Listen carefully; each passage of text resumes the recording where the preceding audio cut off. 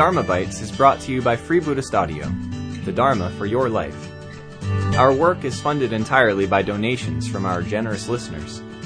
If you would like to help us keep this free, make a contribution at freebuddhistaudio.com/donate. Thank you, and happy listening. So Shinran says, we can't get out of our closed system. We can't pull ourselves out by our bootstraps. We have to do something else.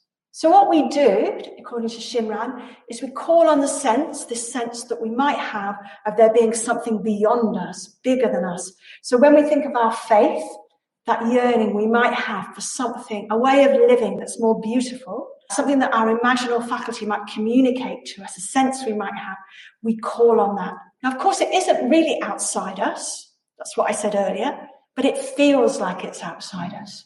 So you may or may not have had this experience, and it's completely fine if you haven't, but you may have had an experience of when you've been in difficulties and you felt like you've called on something beyond yourself. And if we're receptive, if it works for us, we can open up to that sense. And in Shinran's teaching, this reality, you could call it reality, this what's just going on in the universe, this wisdom and kindness is embodied in the figure of Amida.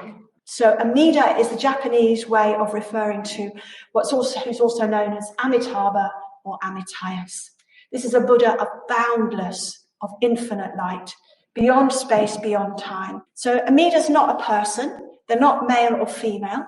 Interestingly, in a book that's just been written about the Pure Land way of practicing, they're like gender neutral pronouns used all the time. So the writer talks about Amitabha, but they talk about Amitabha as they, which is really interesting. So it's not this figure neither male nor female.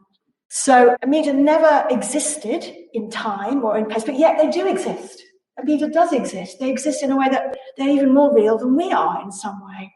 To call on Amida is a bit like, for those pilgrims here, it's a bit like going on pilgrimage to connect with the Buddha. Amida emerges from this longing we have to meet the Buddha, to meet the awakening mind of the Buddha.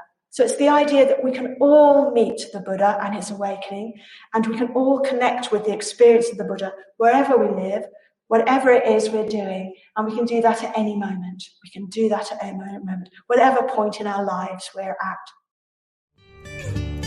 We hope you enjoyed today's Dharma Bite. Please help us keep this free.